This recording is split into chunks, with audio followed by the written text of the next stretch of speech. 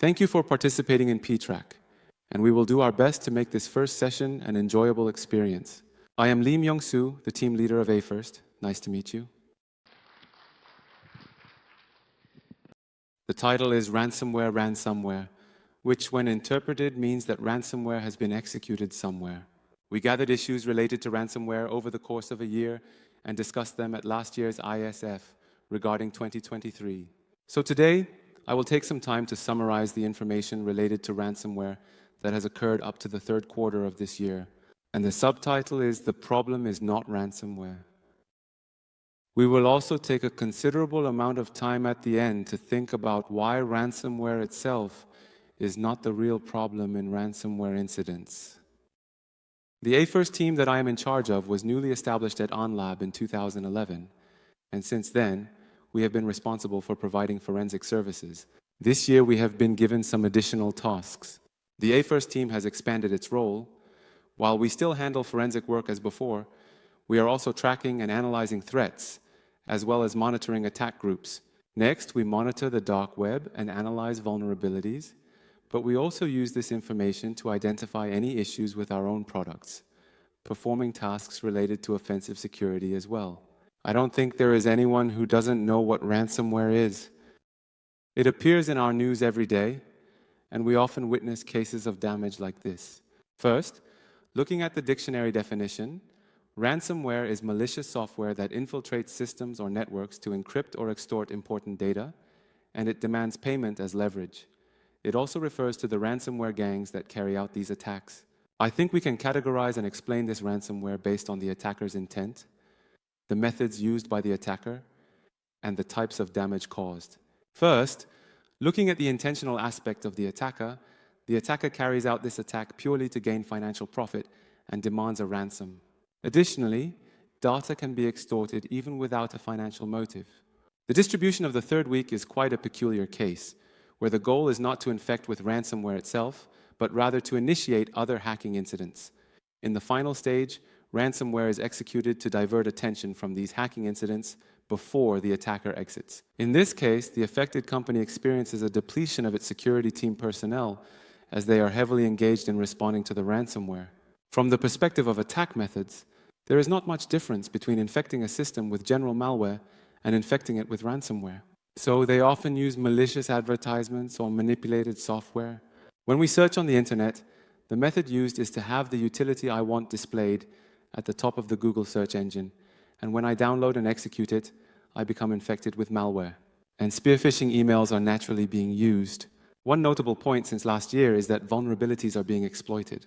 Moreover, it has become increasingly evident since last year that these vulnerabilities are being exploited in ransomware attacks.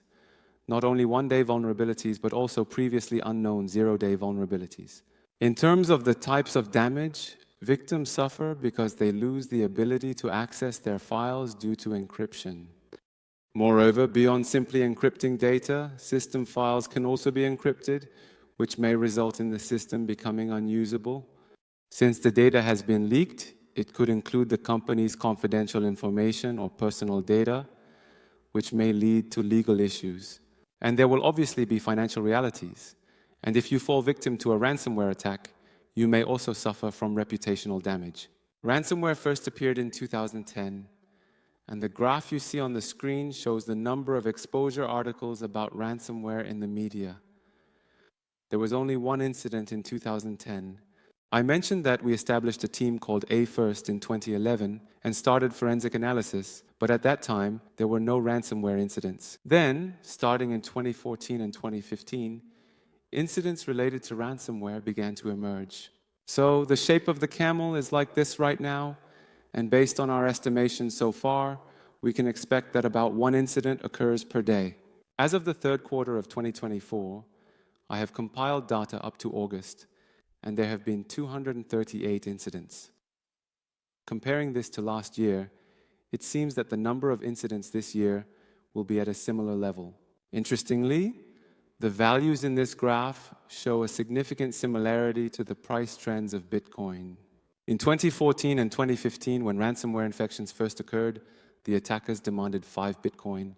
How much is 5 Bitcoins right now? It's the amount you get by multiplying $70,000 by 5.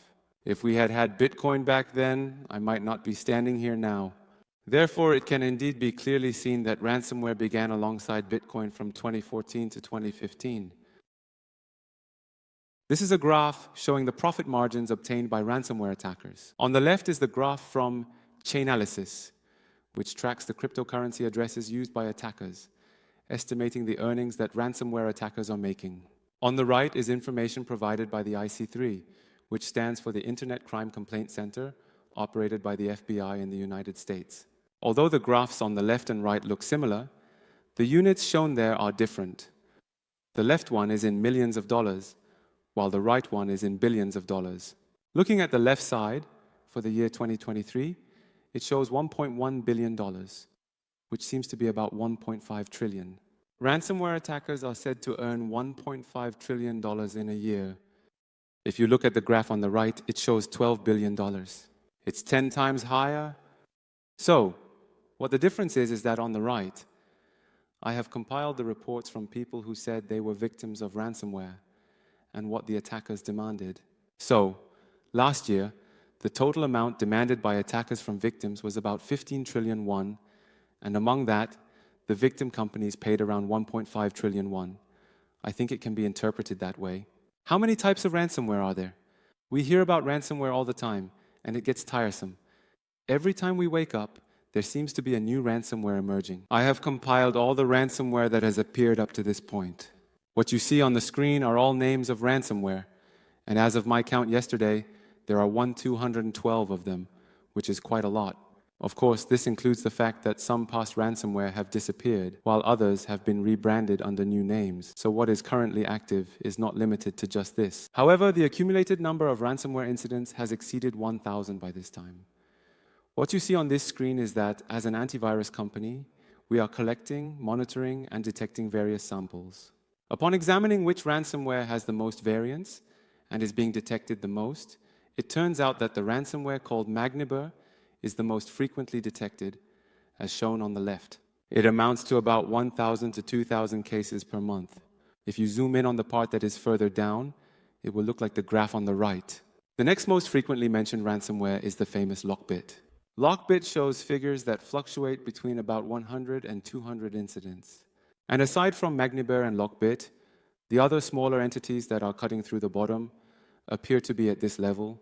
It can be noted that a considerable number of ransomware are being detected every day. Looking at this number, I think it is likely that more than one variant will appear each day. If you look clearly at the graph on the right, we have measured the number of new ransomware infections that appear each month. In January, there were about 34 types of ransomware infections among our clients, both domestic and overseas. Now, that number has increased significantly to between 66 and 70 infections. We can confirm through this trend that we are being infected by a wider variety of ransomware. What was mentioned earlier is about how many ransomware files appear and how many are detected each month. Those who have been detected are fortunate because the antivirus software has identified them, preventing any damage. The previous one indicates a trend where no damage has occurred, but ransomware has been detected. And what you see on the screen is statistics of ransomware victims. We refer to the site that attackers use to extort after leaking and encrypting data through ransomware as DLS. I will upload a statement on this DLS site saying that I hacked company A. This is a graph that aggregates the publicly available data. This is information provided by a publicly available website called ransomlook.io. If you go and check, you will be able to see this aggregated information on a monthly and quarterly basis. What you see on the left is the first quarter of 2024, and on the right is the third quarter. The graphs are similar, but the units are actually different. On the left, you can see that number 1 is Lockbit, number 2 is RansomHub, and number 3 is a ransomware called Play.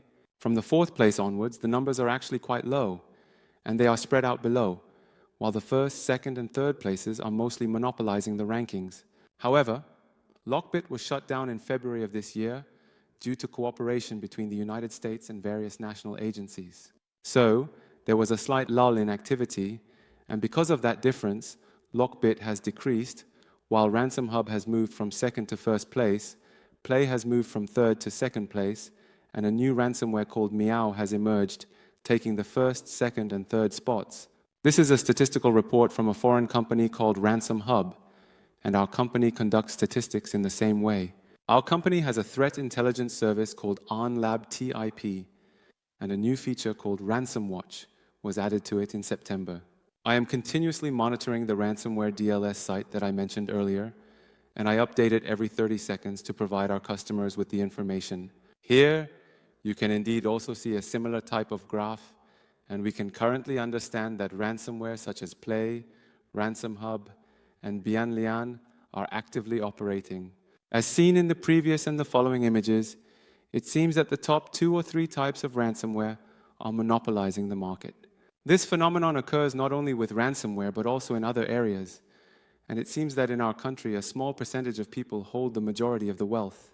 In that regard, when considering ransomware, one might think that instead of addressing all 1-200 cases, it might be sufficient to respond well to just a few key ones, like 1, 2, or 3. I will explain the issues related to ransomware that occurred this year in 3 main points.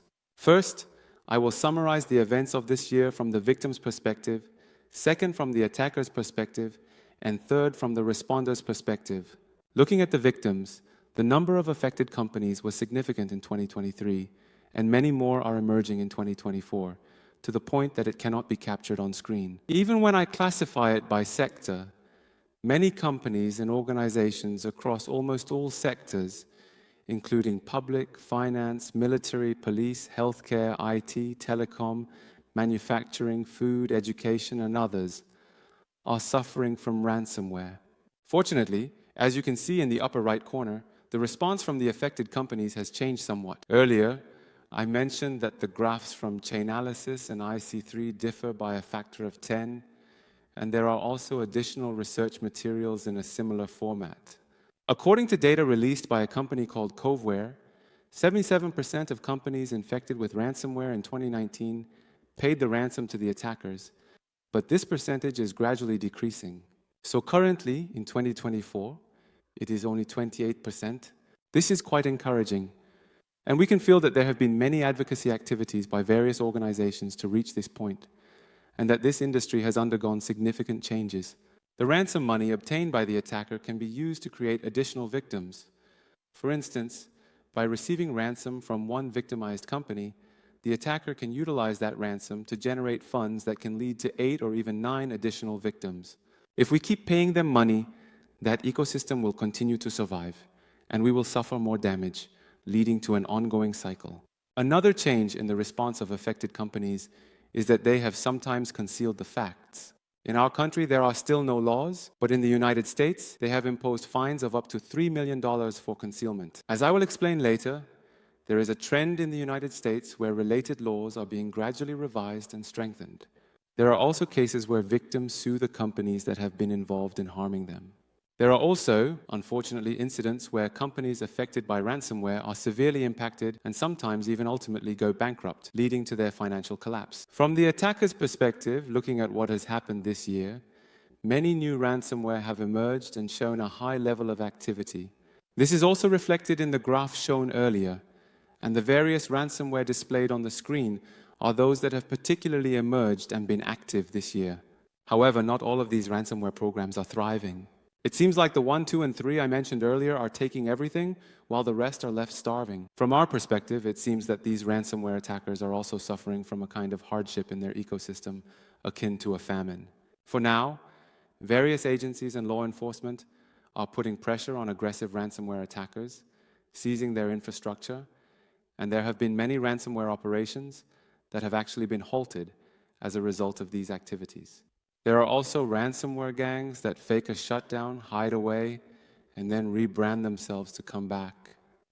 Next, we have RAS, which stands for Ransomware as a Service. So just like our IaaS, PaaS, and SaaS, ransomware is also offered as a service, malware is offered as a service, and attacks are done as attack as a service. Everything is done as a service. So there is also Ransomware as a Service, RAS, and it is said that about 64% of all ransomware operates in the form of RAS. This means that there are separate organizations that create ransomware and build the infrastructure, while there are other organizations that borrow this to carry out actual attacks and make money. Currently, 64% of ransomware is operated in the form of ransomware as a service, RaaS, and this is expected to gradually increase. When operating in a ransomware as a service, RaaS model, the person running the RaaS service will refer to the organization using it to conduct actual attacks as a partner. There needs to be an agreement on how much money to share between them, and the typical ratio is said to be around 60 to 80% as an appropriate level. So if I take about 20% to 40%, then the ones who attacked with my ransomware take the rest. But that ratio is gradually increasing. For instance, Kilin had a quite aggressive payout rate, initially offering 85%, but recently there have been many ransomware variants that pay up to 90%. Moreover, the attacks using ransomware itself may not always be very effective, and since making money from it can be difficult, there are cases where they sell the ransomware source code they created and turn it into a business model. I mentioned that there have been changes in the methods of infecting with this ransomware since last year. First of all, there are exposed ports that we inevitably have to expose, and most of them are likely to be web-related. However, there have been many incidents where issues arise from the exposure of work-related information that does not necessarily need to be disclosed, but would benefit from some protection. If the ports of the databases that should actually be behind the scenes are exposed to the outside, it could lead to many problems. Should RDP be exposed to the outside? RDP? It should only be accessed internally. To use RDP from outside, it is necessary to access it through a dedicated gateway, but there are many cases where this is not possible. However, most of the security professionals here probably know that this is not the right way to do it. In general cases, it is not like that. Usually, temporary servers often fall into such cases. Temporary development servers and temporary backup servers often do not follow existing security policies and end up being exposed. This leads to the problem of being taken over internally. Since the COVID-19 pandemic, the use of VPNs has become more active, leading to many attacks utilizing VPNs being exposed to ransomware. And the rapid increase in ransomware infection attacks exploiting vulnerabilities has been occurring since last year. I excluded the incidents from last year and only included the prominent ones from this year, such as vulnerabilities in various software like ESXi, Screen Connect, Qlik Sense, Windows, and PHP, which have been widely exploited in attacks. Among the things you see on the screen, there are many ransomware types that specifically target ESXi. ESXi is a virtual machine created by VMware, and many of our systems are virtual machines. If a virtual machine gets infected with ransomware, it will completely stop functioning. From the victim's perspective, they have no choice but to negotiate, which makes them a highly attractive target for attackers. By hacking into ESXi and infecting it with ransomware, the attackers significantly increase their bargaining power, which is why they are targeting it. As a result, many existing ransomware attacks are increasingly targeting ESXi systems. Finally, at the end, we see BYOVD, which stands for Bring Your Own Vulnerable Driver. Typically, we do not update our hardware drivers, right? As a result, many people use outdated drivers, which can be exploited to bypass or disable security solutions. Therefore, you can see that ransomware is attempting to infect systems in a more aggressive manner, going beyond simply executing the ransomware to also disabling and shutting down security products. There have been significant changes in the strategies used by attackers. A new method of extortion is emerging. In the past, malware was often distributed randomly, and while that still happens, like with Magniber that you saw earlier, there has been a significant increase in forms that specifically target certain individuals or groups for infection. And when negotiating, you can increase your bargaining power by asking the affected company, what is the value of your cyber insurance? And then tailoring your negotiation accordingly. Alternatively, it may require a form of donation that does not involve us directly, but rather suggests donating to that institution. Existing ransomware will be recompiled or ported for use with new languages such as Go, Rust, or NIM, as shown on the screen, and more. Malicious code created with such languages is becoming increasingly difficult to analyze. In addition, methods that disable existing security technologies are being used the most. There are many things on the screen, but let me just mention the last one. These days, when our accounts are exposed, what do? We receive guidance to apply MFA, right? It means we should implement two-factor authentication. Recently, there have been techniques that can bypass two-factor authentication, and they are being widely abused. This attack method is called AITM, and I will be able to discuss it in the next session. From the perspective of responders, the responses of each country are gradually strengthening. It's a given that there is an international organization called CRI, which includes our country, and about 50 other countries participating. Last year, we all gathered together to issue a joint statement. Last year, we made a statement urging companies not to pay money to ransomware attackers, regardless of the country they are in, and we plan to do the same in the second half of this year. And the US securities law that I mentioned earlier has been slightly amended. Therefore, when a security incident occurs, the requirement to report it, which was typically within 4 days, has been strengthened to require reporting within 1 day. And indeed, this has been strengthened from a simple recommendation to a level that must be adhered to. The response to ransomware by law enforcement authorities is becoming increasingly aggressive.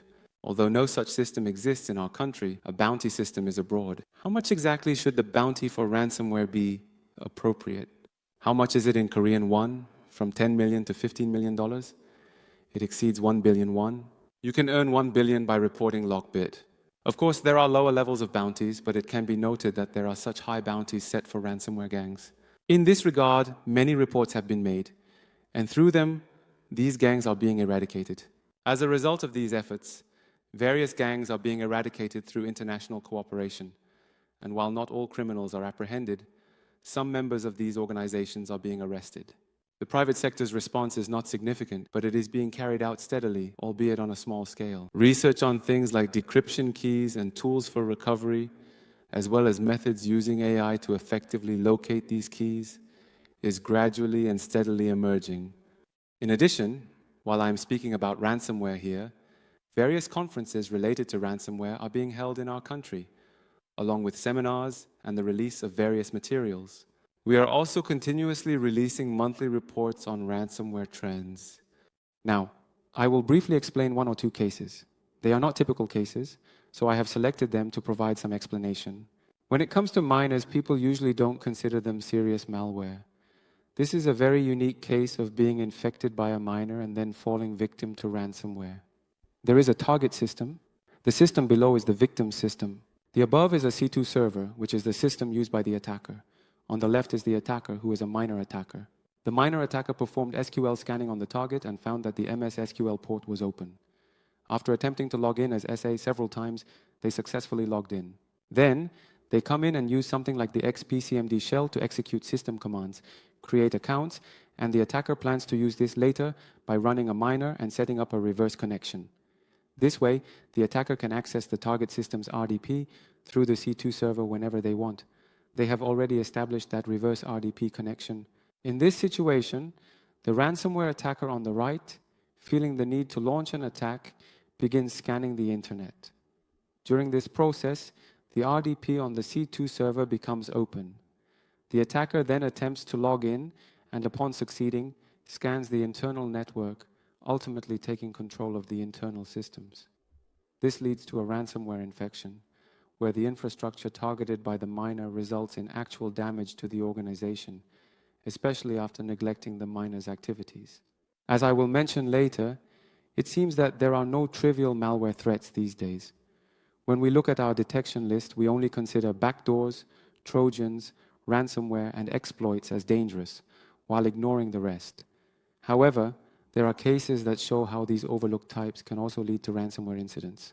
The second case is an example from a company that taught us that understanding the causes is essential when an incident occurs. There is a target, and that company has a system called vCenter, which controls ESXi, and behind it there are dozens of ESXi servers connected. The attacker scans for targets through RDP to check if the port is open and successfully logs in as an administrator. They then use various tools, such as Mimikatz, to further verify account information and connect to the vCenter.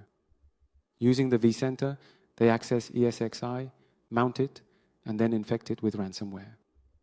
This is a common method used by malware or ransomware targeting ESXi. If the company had suffered this much damage, what should they have done? They should have thoroughly analyzed how this incident occurred to prevent it from happening again. But the company made a different choice. They paid the attacker. After paying the attacker, they received a key that allowed them to successfully recover the encrypted data. And I actually thought that the vulnerability in our vCenter ESXi was really the issue at hand, so I decided to move to another system. But then another ransomware returns once more in the same way and attacks once again. The cause here was not an issue with ESXi. Therefore, when infected by ransomware or when internal malware enters, it is essential to identify the cause and find and eliminate the root code. For an individual, getting infected with ransomware can happen simply by surfing the internet or clicking on an email, leading to malware infection and ransomware. However, it's different for companies. Even if a single system gets infected, the damage doesn't stop there. Companies go through a process of spreading, so while we might overlook the impact of one individual's infection, if we can prevent the spread, we can reduce the damage from a corporate perspective. The subtitle I provided is "The Problem is Not Ransomware." What we've examined so far regarding ransomware indicates that the issues are not just about ransomware but several other problems. I will discuss these issues and I will explain a total of 25 points before wrapping up. First of all, the first step is to be in a state where you have not been affected. You all have not experienced ransomware damage yet, right? In this state, take a look at how you think about ransomware, and you should go and do the opposite. First, people think that data breaches are someone else's problem. They believe, since we were safe yesterday, we will be safe today too. And since we have backed up our data, we should be fine now, right? Besides, the cost of security is too much. If an incident happens, we can just pay the fines and deal with it then. You have been affected. Each of your personal PCs is already infected with malware. You might think, if I just treat the detected malware, it will be resolved. And you may also think, we are using antivirus software, so it will take care of everything. When we say, you should patch diligently, the response is often, we have patched. We won't get infected by malware, right? Or they think, we are isolating our networks. So what's there to worry about? Even if the external internet gets infected, as long as our internal network is safe, it's fine. They might also consider, there was an infection in the internal network, but it's just a minor issue, like an info stealer. It's not a big deal.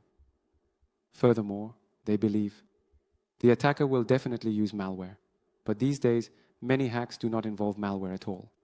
In stage 2, the process of damage spreading within the organization occurs. At this point, we misunderstand, thinking, it will take a long time for the attacker to take over the entire internal network, but it doesn't even take a day anymore. Recent statistics show it takes less than a day.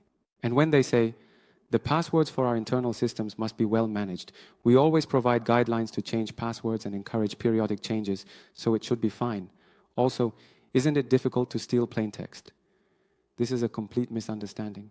They also say, all systems must have the same level of security, and the servers in our server network must have the same level of security, but that is absolutely not the case. Furthermore, they ask, we use a firewall, so isn't it protecting our network well? No, it does not handle outbound traffic at all. Isn't internet access completely prohibited on the internal network? No, it is not. Some sites are allowed even on the internal network, especially for development companies that permit access to GitHub. This means that there is a point through which malware can enter via GitHub. I'm using security solutions, so they must block everything, is a thought that is actually a myth. It's a misconception. Things are not happening as we think. In the final stages, people might think, surely ransomware will be completely blocked, or since the data is backed up, there shouldn't be any problems. But there are countless cases where recovery from backed up data fails. If you pay the attacker, will they really release your data? In the earlier case, they obviously received the recovery code, but there are instances where paying just doesn't lead to recovery. Do attackers only strike once? They see a company that pays, and they pass that information to other attacking groups, leading to a second or third attack continuously. I will skip the latter part. From the perspective of countermeasures, there are various methods, as I have written on the screen. We can categorize what we can prepare in advance, what we can currently prevent, what we need to detect, and what will happen if we fall victim to ransomware. Due to time constraints, I won't go into detail about what is here, but there is a well-made document from CISA on ransomware that was released last year, which contains the necessary technical information. I hope that security personnel in our country will definitely take the time to read it. Since I talked about the topic of ransomware last year, you can refer to the one on the left for the 2023 data. We have gathered all the ransomware forensic cases from this year, and after reviewing these ransomware cases, we have summarized the issues and provided advice on what to be cautious about, which is also available in a video. You can check both of them on our AhnLab official YouTube site, so it would be good to refer to that. Finally, I will conclude and finish. The person on the left answered the question, which month is the most at risk for ransomware infections? October is the month with the highest risk of ransomware infections. Next month is October, everyone. You need to be very careful next month. And there is another dangerous month, July, January, September, April, November, May, March, June, December, August. It is in February. Yes, you should always be careful because you could be involved with ransomware every month. The person on the left is the famous American novelist Mark Twain. The Adventures of Tom Sawyer is written by that person, and this proverb is actually a saying about stock investment. The message is that there are no days when stock investments are safe, not in October, not in February, and not in January. Always be cautious. You should always be careful of ransomware. I am very grateful to be able to make this presentation today because I experienced your feelings in my body yesterday. Today, the final presentation materials I was supposed to present were not infected by ransomware, but I might have mistakenly manipulated our company's program, resulting in the deletion of the final presentation document. This led to a situation where I had to stay up all night to recover it. Of course, I managed to recover it and brought it with me, but during those 10 minutes, I felt like I was going back and forth between hell and heaven. I thought yesterday that this might be the feelings of several customers who have been infected by ransomware. That's all I have prepared. I hope you spend this year safely without ransomware infections. Thank you.